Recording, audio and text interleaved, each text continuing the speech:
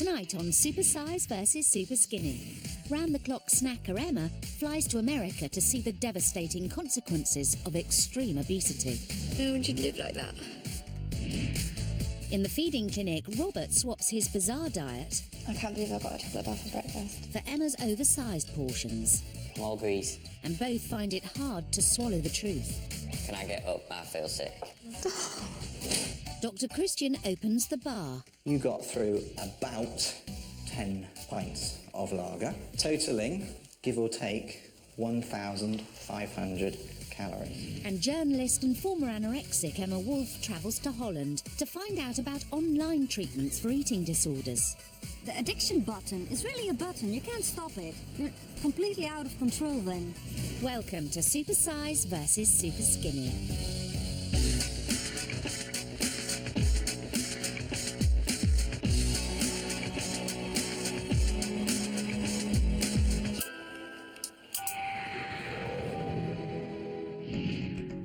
Britain's waistlines are getting bigger.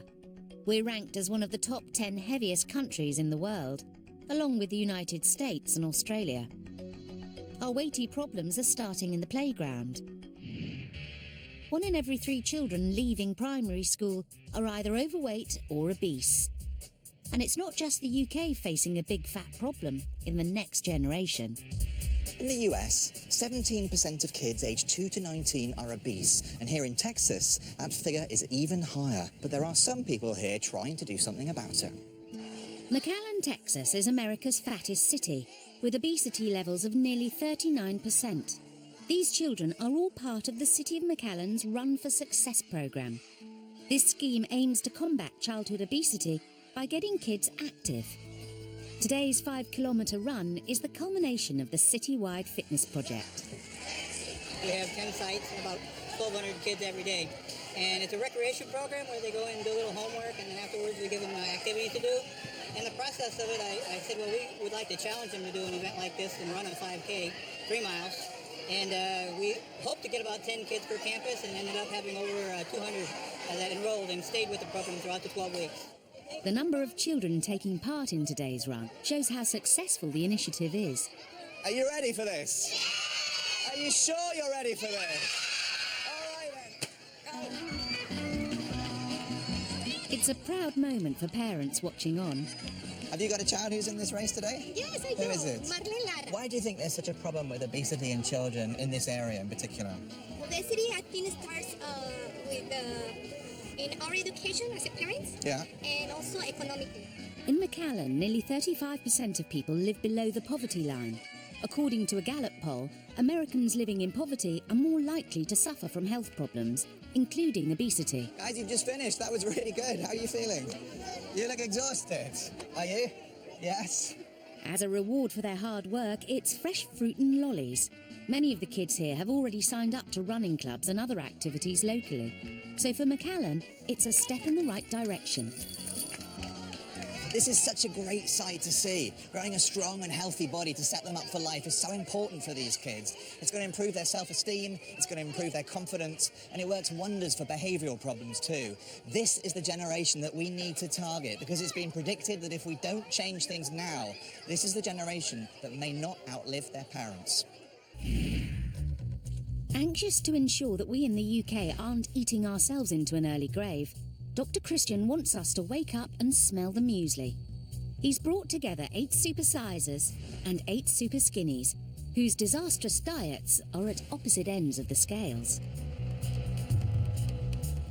Emma, come on over. So, for your time in the house, you are swapping with Robert. How are you? Too bad, you? I'm good, thank you. What do you like to eat? I love to cook, but most of the time I'm so knackered from running around after labour all day. It's too easy just to pick up the phone and order. Yeah. My husband comes home at like 8 o'clock and I'll have something again with him. I'd fit probably 2 of my arms in one of yours. I think like the top of my arm's even bigger. Yeah. So I think that's like 3 of yours. Wow. Quite a bit of a shock, just because of the size of her, but she seems a really nice woman. Looking forward to like spending a couple of days, see what she eats and see how she eats. He's just so tiny, bless him. He looks more like a little boy rather than actually growing into a man. Robert rarely eats 3 meals a day, whereas Emma will eat dinner with the kids and then happily tuck in again later when her husband gets home.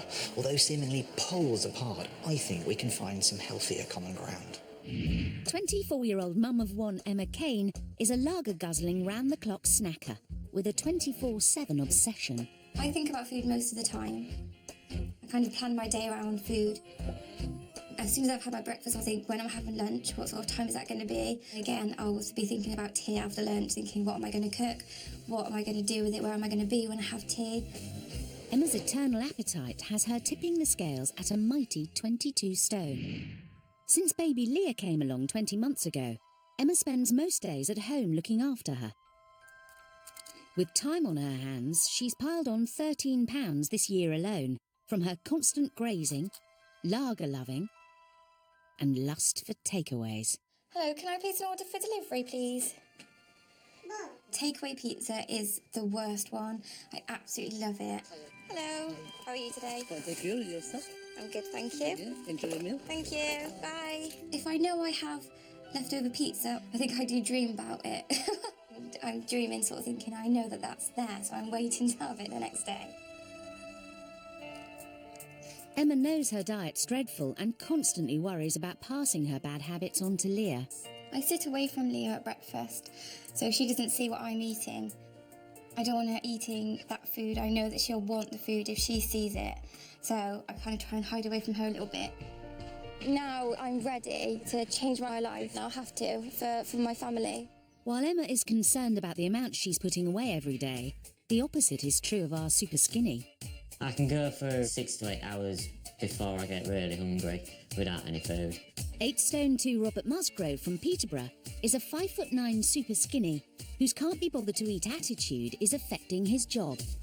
I work for a wholesaler's cash and carry. There's quite a lot of heavy lifting to do. Some days I do find it easy, some days I don't. Just a bit. Unlike his job, Robert's eating routine just doesn't stack up. On the rare occasions he can be bothered to eat in the morning, he grabs a child-sized box of cereal. But his first food is often as late as 3 o'clock in the afternoon. And he's a creature of very bad habits. What bread do you want, mate? Do you want baguette? Do you want square sandwich bread or do you want a round roll? Can I have a white rum roll, please, Jim? White round. Bit of butter on it, Pat? Yes, please, mate. 5 days out of 7 I have convenience food. It's quite good, really, because it's quick and simple to eat. His dreadful diet has also given 20-year-old Robert a serious health scare. There was one time at my old job where I just got really lightheaded and then tight chest and everything, and I got taken to A&E about it, and they put it down to not eating anything during the day. It was quite frightening. It could have been a warning sign to say that I need to start eating more, but I haven't really taken much notice of it, really. I've eaten a little bit more, but that's about it. Robert's awful diet is also affecting the way he looks. The way that I feel about my body is I'm a skinny runt. There's nothing really to me. Normally if I go out or anything, I tend to wear long sleeve tops due to the fact that bones in my elbows stick out, bones in the tops of my shoulders stick out, shoulder blades. His friends aren't too impressed with Robert's physique either. He's just skin and bones. There's nothing to him. I've seen more meat on a garden rake, to be honest. With his self-esteem at an all-time low, his love life is as non-existent as his meals. The last time I had a girlfriend, you're talking probably about 3 years ago. It would be nice to have somebody else, be with somebody, but because I don't like myself, then I don't think anybody else would.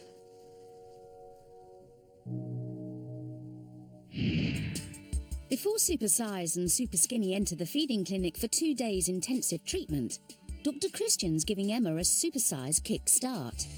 He's sending her to America to witness the terrifying consequences of a lifetime of eating junk. This is it, it's 8:15. I'm at Heathrow, waiting to go. Really nervous, really excited, but really good and really positive. I can't wait to get started. Awaiting Emma's arrival in Indiana is a morbidly obese grandmother who suffers from a catalogue of diet-related health problems. My name's Stacy Smith. I'm 48 years old and I weigh over 32 stone. Dr. Christian hopes that Stacy will give Emma an insight into what life could be like if she keeps piling on the pounds.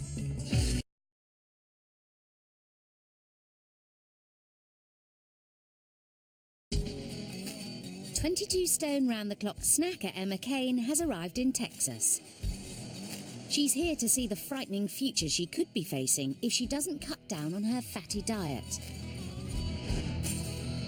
She's on her way to meet grandmother, Stacey Smith. I'm 48 years old and I weigh over 32 stone. It's a struggle. 12 plus 0 is what? Stacey's raising her 6-year-old granddaughter, but it's hard because she's morbidly obese. Stacey has major health problems that stem from a history of bad eating and from complications following the birth of her daughter 21 years ago. I have lupus, diabetes, and lipedema.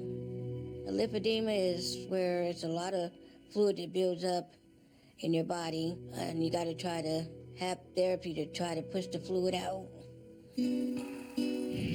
Dr. Christian first met Stacey last year when he visited her home of Evansville, Indiana, which topped the polls in 2011 as America's fattest town. She was winched into a bariatric ambulance, or jumbulance, designed to cope with patients weighing up to 100 stone. It takes her to one of 3 weekly appointments at the local hospital. Did you ever imagine you'd need all of this? No. The lymphedema has made Stacey's weight problem even worse, but she was 21 stone even before her daughter was born. Virtually the same weight Emma is now. Dr. Christian doesn't want Emma to end up with these terrible health problems. Coming to America to meet Stacey could be the most important trip of her life. I am feeling quite nervous about whoever I'm going to meet today, but I'm really excited at the same time, and I'm hoping for a shock factor, something to really sort of show me that I need to change. Hello. Nice to meet you. I'm Nice Emma. to meet you. I'm Stacey. Have a seat. Thank you. So, what sort of health issues and things then are you facing at the moment? I got a 6-year-old granddaughter, and it's hard for me to do things with her. Yeah.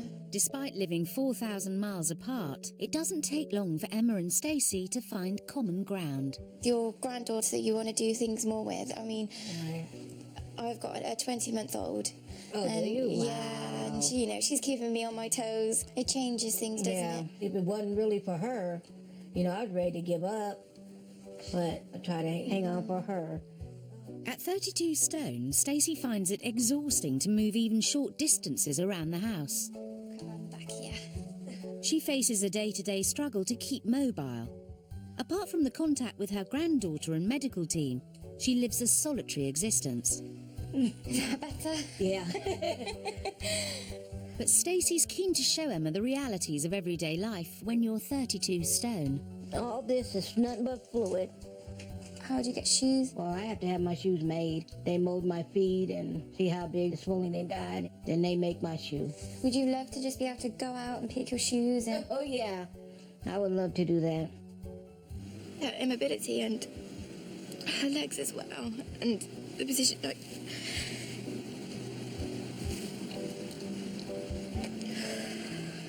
No one should live like that. If moving around inside the house is hard enough, walking a few steps to get outside is an epic journey. Oh, fine. Emma's about to see just how difficult it is for Stacey to do something normal. They're going to pick up Stacey's granddaughter to go to the park.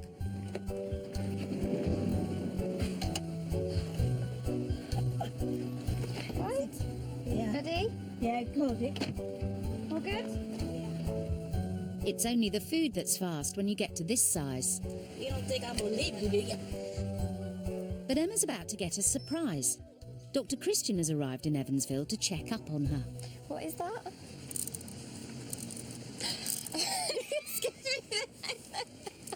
You thought I was a weirdo, didn't you? I was thinking, who's this just came sat next to me? And Stacey, nice to see you again. How are you doing? All right, how you doing? Tell me, do things seem very far removed from your life?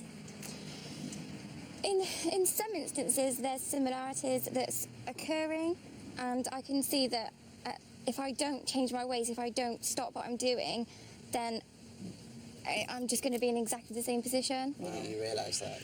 Yeah, that really hit home today. And it's that sort of dependence on other people and just, it's a struggle to get about that means you can't just spontaneously go off and do stuff that you want to do, can you, Stacey? It's become so much harder. I've found that in my own life already. I've got my husband and my baby to think about, and I need to be about and active and healthy for them. Right, we're here. Come on, Stacey, Emma, let's go. After delivering Stacey and her granddaughter safely home, Dr. Christian wants to give Emma some food for thought for her journey back to the UK.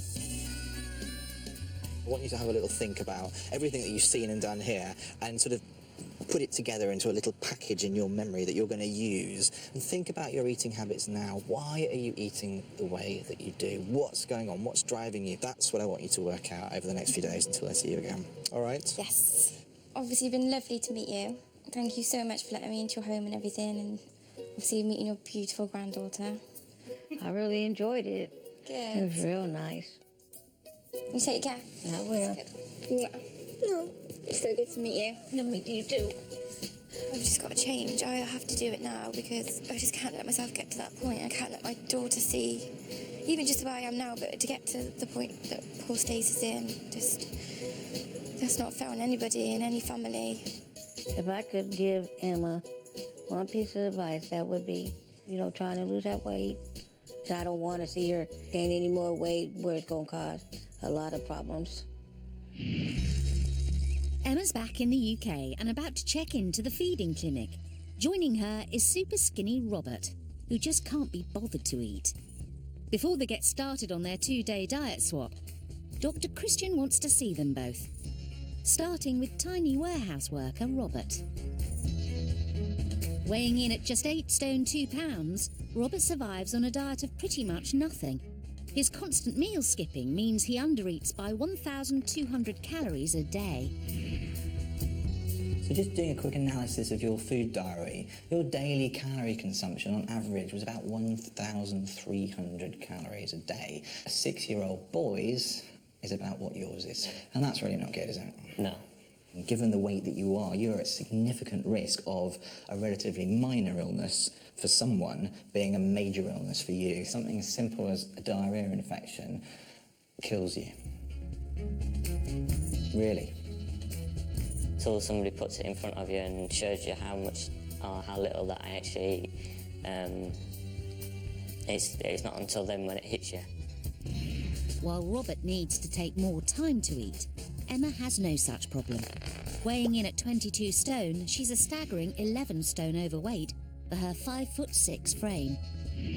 The overall daily calorie intake that you're on is enough for 2 women. You're on 4,000 calories a day. That will mean you will continue to put on weight more and more and more because it's way above what your body actually needs, okay?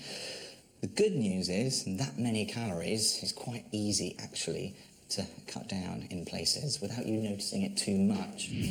It's time for Supersize and Super Skinny to swap diets. First up, the most important meal of the day, breakfast. Wow, that's huge. Is that it? Emma's day often starts with a fry-up.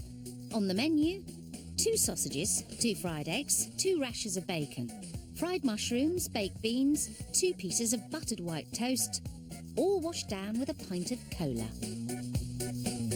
Enjoy. Thank you. Try and be full. When Robert can be bothered to open the cupboard, he sits down to a child-sized box of cereal with semi-skimmed milk. And that's exactly what Emma's served up. I honestly don't know if I'm going to be able to eat all this. Have a good go. No, I definitely will.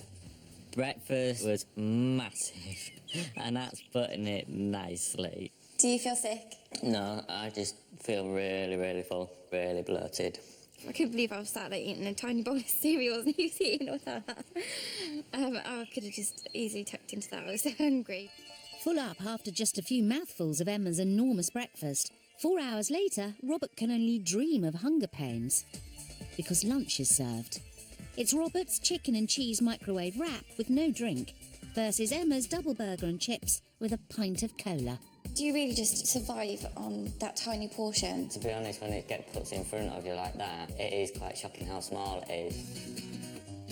If Emma's greasy, oversized portions have defeated Robert, her supersized supping habits could leave him unsteady on his feet.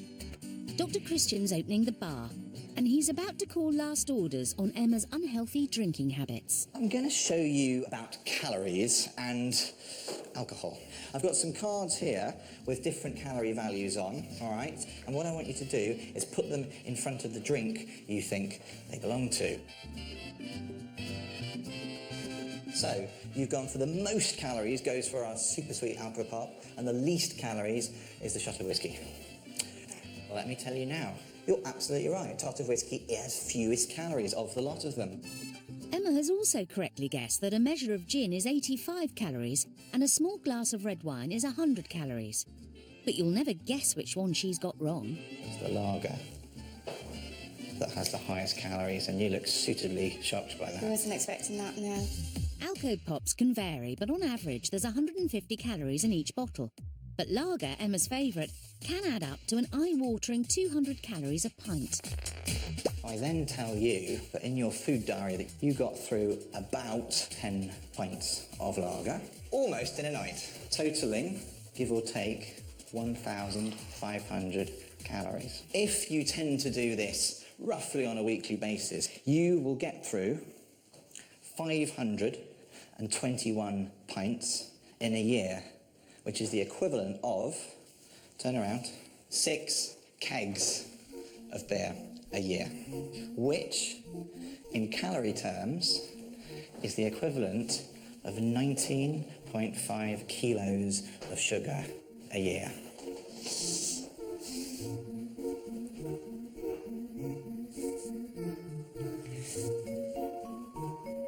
I never really thought about it, having it. I can't believe it. The recommended limit of alcohol units across a week is 21 for men and 14 for women. Emma's currently drinking a hangover-inducing average of 23 units per week.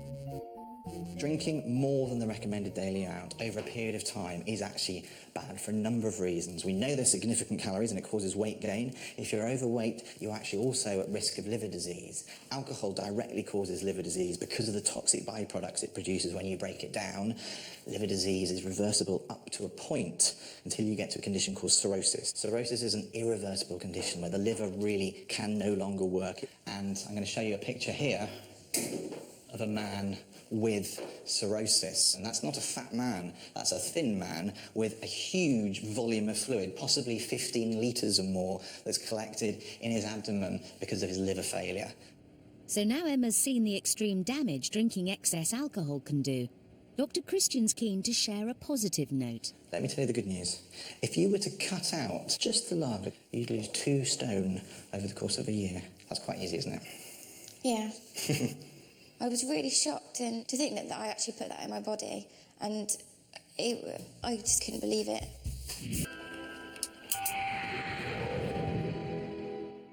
In the feeding clinic, 22 stone round-the-clock snacker Emma and 8 stone 2 pounds can't be bothered to eat Robert are swapping their terrible diets in a bid to shock them into changing their ways. Yeah, tried before. So far, Emma's been left unsatisfied with a child-sized portion of cereal. Lunch wasn't so hearty either. A chicken and cheese microwave wrap. She's not impressed. Do you really just survive on that tiny portion? Robert was defeated by Emma's fry-up. I'm now starting to struggle. But he did give her lunch of double burger, chips and a pint of cola a good go. Oh my goodness. Now dinner is served. I've got nothing. Perhaps not. I have to give you this food now, don't I? Unfortunately. I'm not your friend anymore. Robert's got chilli, lettuce, cheese, mayonnaise, 2 tortilla wraps, rice and 2 pints of cola. Emma gets a pint of cola.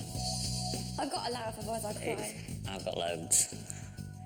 You can't have nothing for dinner. I eat way too much, but you've got to eat. How much do you spend a week on shopping then? You'll probably spend maybe over 150 on just food in total. That's over 6 times the amount I spend a week on food. That's crazy. I'm actually disgusted in the amount I eat. I'm sorry, I can't eat anymore. I'm full to the brim. I really am. That meal for dinner was massive.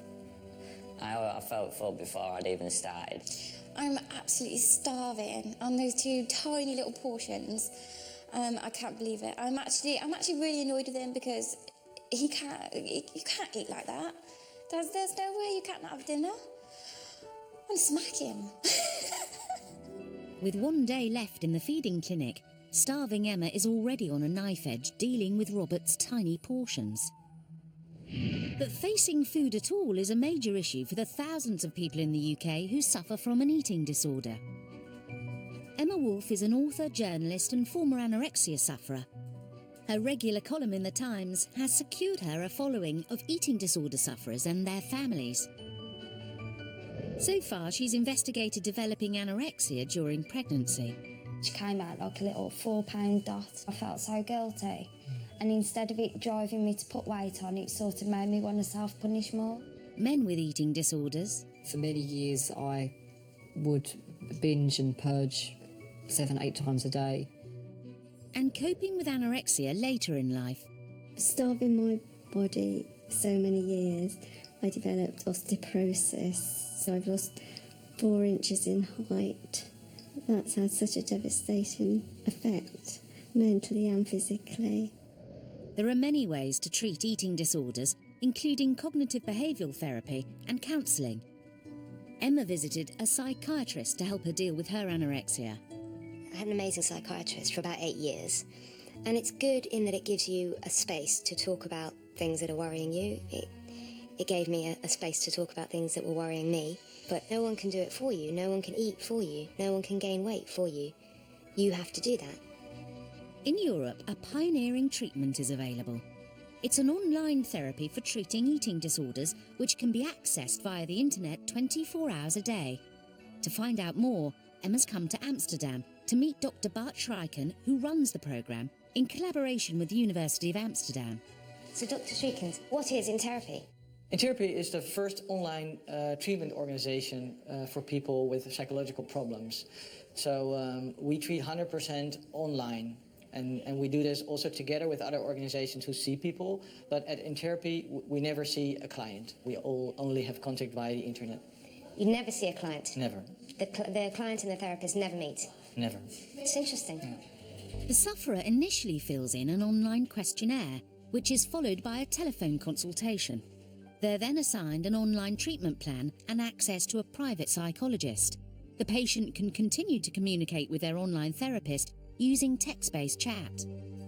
In Therapy treats most eating disorders, but not anorexia nervosa, as this requires closer observation. So how would you go about treating a patient with an eating disorder? So what we try is to, by very technical, getting through the vicious circle of eating, slimming, purging, and craving again. Yeah, try to break that cycle. Break that cycle by getting grip on that, replace this eating disorder by other things in your life. This innovative service is anonymous, instant, and most importantly, available day and night. One person who's found it life-changing is Jessica, who's struggled with binge eating and bulimia. Eating disorder started when I was 5 years old. My weight always fluctuated really strongly. My lowest weight was 11 stones, my highest weight was 18 stones. The addiction button is really a button. You can't stop it. You're completely out of control then. The online therapy is that easy that you can do it from your comfort zone at home. You could log on every time of the day, during the night, 24 hours a day if you wanted. It was actually a friend, a dear friend, who told you, no, it's going to be okay. It worked for me perfectly. The sufferer is set practical tasks that are designed to confront the traumatic event that triggered their eating disorder. This could include trying to eat some snacks during the week, or even socialising more to build confidence. For Jessica, her homework was learning to look at her body more positively by taking a regular long hard look in the mirror. So as part of your treatment, can you show me how the mirror therapy works? Yeah, I can show you. Okay. It's, well, you have to stand in front of a mirror, of course. Right. And you have to say positive things about yourself. Yeah, and that's really hard. Do you do this clothed or naked? Naked, or in your underwear. Okay. It was actually naked. So it's quite hard? It's quite hard, Yeah. because with clothes on, you think, oh, Sometimes you've got a good day and sometimes you've got a bad day. So I wrote for a few days what I thought over looking in the mirror. And then I got a list that I think, actually, it's not that bad. This online therapy might not be for everyone, but it's certainly proved a useful tool for some sufferers of eating disorders, and it can provide life-changing results. We thought that sufferers wanted to be in the room with their therapist, that the patients wanted to be in the room with their therapist, and that it was very cold to offer treatment online. But actually, the patients themselves don't seem to feel that. So I'm wondering whether it's something that we'll be seeing more and more of in the UK in the future. If you're worried that you or someone you might know may have an eating disorder, please speak to your GP or go to channel4.com/supersize for more advice.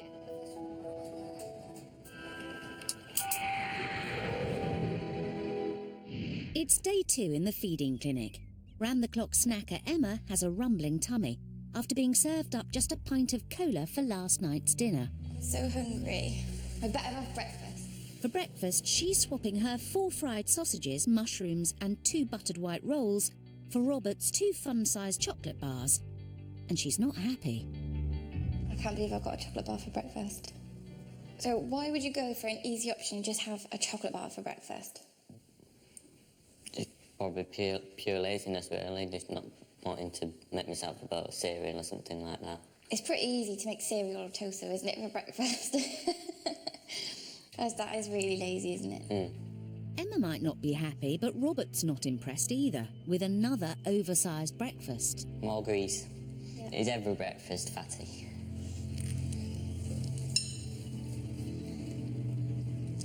I'm an emotional eater and I don't feel much love at the moment. I was so annoyed with him. I just looked at my plate and I was like, there's no way. That's it for breakfast.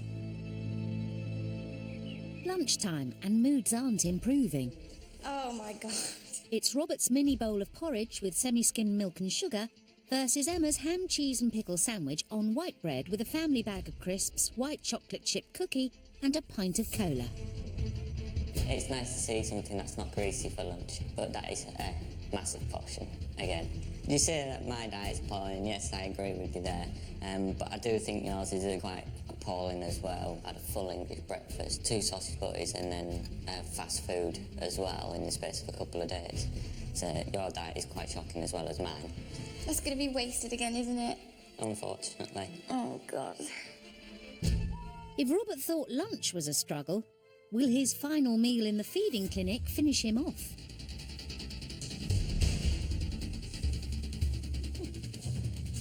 How many lagers?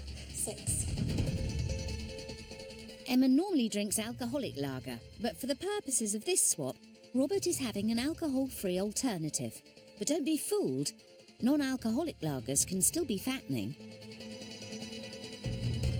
While Robert gets to grip with the huge volume of liquid calories, plus a large, thick-based pepperoni pizza, Emma gets 2 very small ladles of tomato pasta.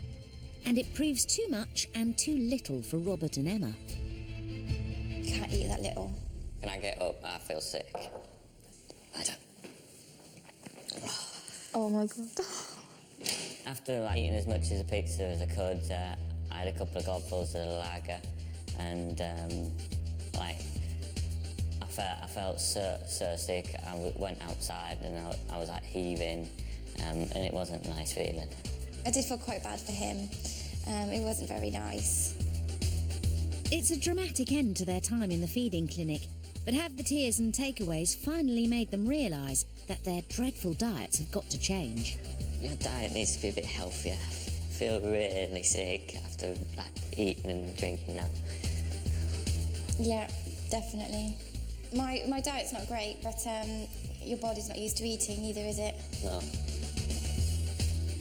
My diet is absolutely diabolical. I can't believe what my diet has been like after seeing everything today. I've now got to move on from that and look forward to the future.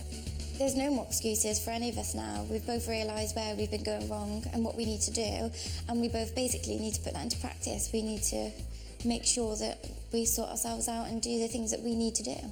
Well, you've put me off pizza anyway, haven't you? It looks like Emma and Robert's meal swap has been hugely beneficial. Swapping their awful diets has really hammered home how much they need to change. Their time in the feeding clinic is nearly over, but before they go, Dr. Christian gives them their eating plans. This is now healthy eating for you for what I hope will be the rest of your lives, okay? Robert, key points for you is breaking bad habits. Also structure, finding time in the day to eat 3 proper meals a day plus snacks, okay? Emma, this one's for you. And really the key words for you are emotional eating. Feed your physical hunger, not your emotional hunger. Okay, and best of luck, guys. Emma's diet plan will reduce her daily calories by half to 2,000 calories a day, the recommended daily amount for a woman. Her high-fat takeaways will be replaced with smaller portions, and she'll eat a balanced diet of foods that are filling without being fatty, to prevent her overeating. Robert's diet plan will gradually increase to double his current calorie intake a day to 2,800 calories. This allows for the extra energy he needs for his manual job, so it's bye-bye sugary snacks and hello slow-release energy foods, like brown bread, rice and pasta, with plenty of fresh fruit and veg. I definitely had a good kick up the bum by Dr. Christian and Emma. I've realised that I can eat larger meals, can push myself to the boundaries, so it can be done, I can change. I've learnt so much from Robert. I've eaten what he's eaten, and I feel really sorry for him that he was surviving on that food for so long, and also learnt that I did survive on it, so I know that I don't have to eat as much as I do.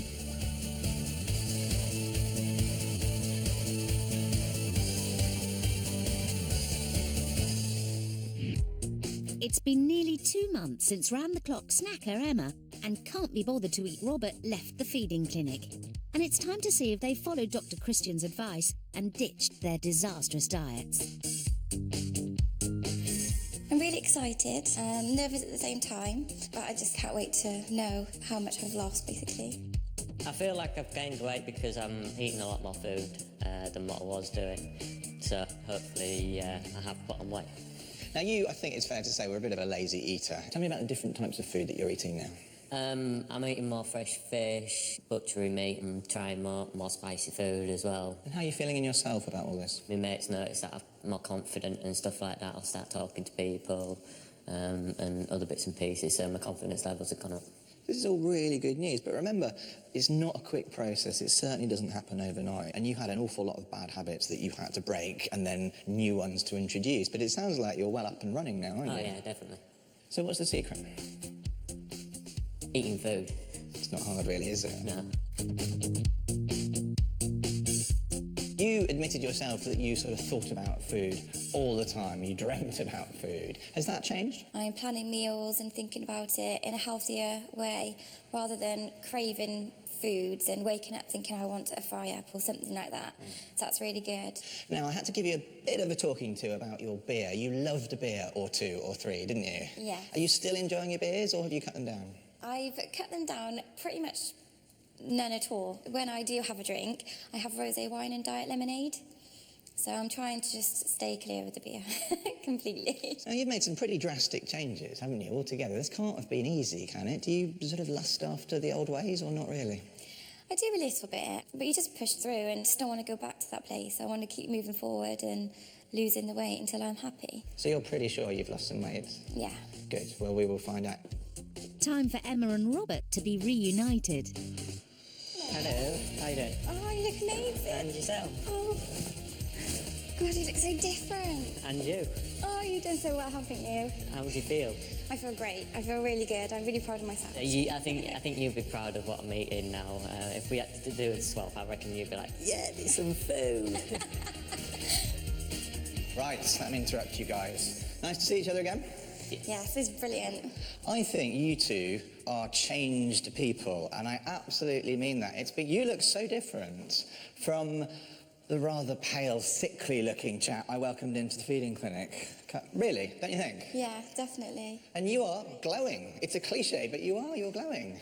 To be fair to both of you, you had some really hard work ahead of you. You had bad, terrible bad habits that you had to break, and changing behaviour is not easy. It takes a lot of time, and it takes a lot of kicking up the bum, shall we say, along the way. But you've done it. It's only been a short time, but to be honest, both of you have made me proud. Robert, if we start off with you, you think you've gained weight? You've gained a very respectable 2 pounds. You've put on 2 inches around your thigh, and you've put on 2 inches around your chest, and that is noticeable. It takes time, so keep going. Think about in 6 months or a year's time of you doing like this, and I think you'll be putting on near a stone or so, which will make a massive difference to you.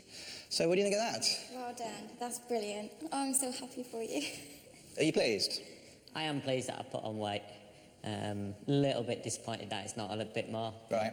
A gain is better than nothing, isn't it?